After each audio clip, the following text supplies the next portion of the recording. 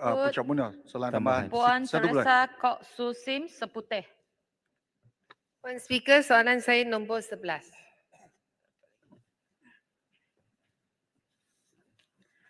Puan Yang di-Pertua, terima kasih kepada YB Seputih yang bertanya. Merujuk kepada aplikasi MSPO Trace, terdapat dua jenis keluasan yang dilaporkan, iaitu pertama, keluasan keseluruhan kawasan yang diliputi bagi tujuan pensijilan minyak sawit Mampan Malaysia MSPO, dan yang kedua, keluasan bertanam sawit yang dipersijilkan MSPO. Keluasan bertanam sawit yang dipersijilkan MSPO adalah berbeza dengan keluasan keseluruhan kawasan yang diliputi bagi tujuan pensijilan MSPO. Keluasan keseluruhan kawasan adalah meliputi kawasan kelapa sawit yang matang dan belum matang, kawasan konservasi, kemudahan, bangunan, jalan raya dan lain-lain seperti mana yang dinyatakan dalam geran tanah.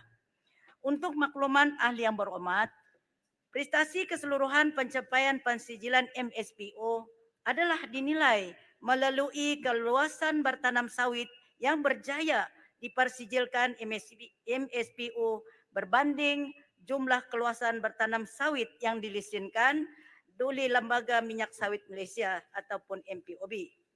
Dalam hal ini, jumlah keluasan bertanam sawit yang telah dipersijilkan MSPO di seluruh negara sehingga 31 Januari 2023 adalah melebihi 5.5 juta hektar. Manakala jumlah keluasan bertanam sawit yang dilesenkan oleh MPOB sehingga 31 Disember 2022 adalah melebihi keluasan 5.6 juta hektar. Sehubungan dengan itu, peratusan pencapaian keluasan bertanam sawit yang telah dipersijilkan MSPO berbanding keluasan bertanam sawit yang dilisenkan MPOB sehingga 31 Januari 2023 adalah sebanyak 97.88% dan bukannya 113.99%. Sekian, terima kasih. Yang Berhormat Seputih. Terima kasih Yang Berhormat Timbalan Menteri. Sebenarnya saya agak keliru lah. Di sini saya tak pasti sama ada Yang Berhormat Timbalan Menteri ada semak ini MSPO Trace.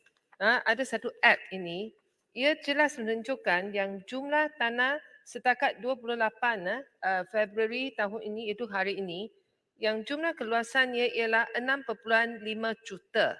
Yang tulis di sini, dan peratusannya ialah 113.56%. Jadi sebenarnya sesiapa yang tengok apps yang Tata ini, mereka akan rasa keliru. Kenapakah yang tanah dipersijilkan itu nampaknya lebih luas, lebih 100%. Sebenarnya ini adalah soalan saya. Kalau saya nak menyuruh kementerian atau MPOB semak semula apa yang kita paparkan dalam MSPO Trace, kerana yang tanya soalan ini bukan saya saja dan termasuk juga pemain industri. Yang Berhormat Timbalan Menteri, saya juga nak tanya, apakah antara elemen terbaru dalam piawaian MSPO sekarang, dan apakah yang kementerian masih mengekalkan dasar yang mana kita ingin menghadkan keluasan penanaman sawit sehingga 6.5 juta hektar di seluruh negara. Ini adalah dasar yang diluluskan oleh kabinet lah. Tapi kalau saya lihat apa yang dipaparkan sini, nampaknya kita sudah melebihi 6.5 juta hektar ini. Sekian. Terima kasih kepada Yang Berhormat Seputih atas soalan tadi. Yang pertama, mengenai jawapan yang pertama, kalau tidak menepati, kita akan hantar secara bertulis YB ya. Sebab ini adalah merupakan kita kena melihat melalui dilihat secara detail lah ya YB. Okey. Dan yang kedua pula, mengenai apakah elemen yang terbaru ya, ini di antara elemen-elemen terbaru dalam 2530 adalah seperti berikut ya. Yang pertama, penilaian nilai pemeliharaan tinggi high conservation value yang menekankan tentang langkah-langkah yang bersesuaian bagi tujuan perlindungan spesies ataupun habitat. Yang kedua, pengiraan gas rumah kaca melibatkan pengiraan, pengasahan dan pelaporan yang betul. Pelepasan gas rumah kaca, ladang atau kilang dengan mengambil kira data inventory mereka, contohnya jumlah bahan bakar, penggunaan elektrik, baja, racun rumpai yang telah digunakan dan lain-lain inventory yang berkenaan. Yang ketiga, penilaian kesan sosial merupakan satu proses menganalisis, memantau dan mengurus kesan sosial yang dijangka atau tidak terjangka, sama ada kesan positif atau negatif yang terhasil daripada sesuatu langkah intervensi dasar, program, plan dan juga projek dan apa-apa proses perubahan sosial. Dan yang keempat, untuk memperkukuhkan lagi piawaian MS 2530 2022 terdapat juga penambahan elemen baru iaitu tata laku beretika, yang mana elemen ini memerlukan komitmen yang tinggi daripada pihak majikan dan organisasi. Semua organisasi diwajibkan untuk mematuhi tata laku beretika dan anti rasuah dalam hubungan perniagaan mereka dengan pekerja, komuniti dan pihak berkepentingan.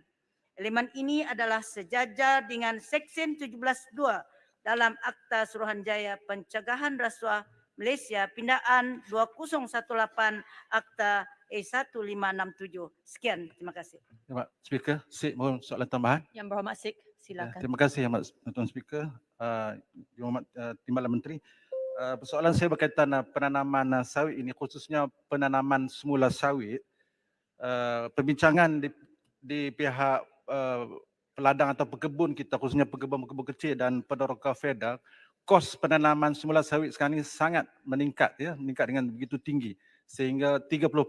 Ya. 1 hektar kosnya melebihi hampir RM18,000 ya. Jadi soalan saya, adakah pihak kementerian melihat ada insentif baru ataupun subsidi khususnya daripada MPOB untuk bantu khususnya pekebun-pekebun kecil sawit ini untuk mengurangkan kos penanaman semula sawit. Terima kasih.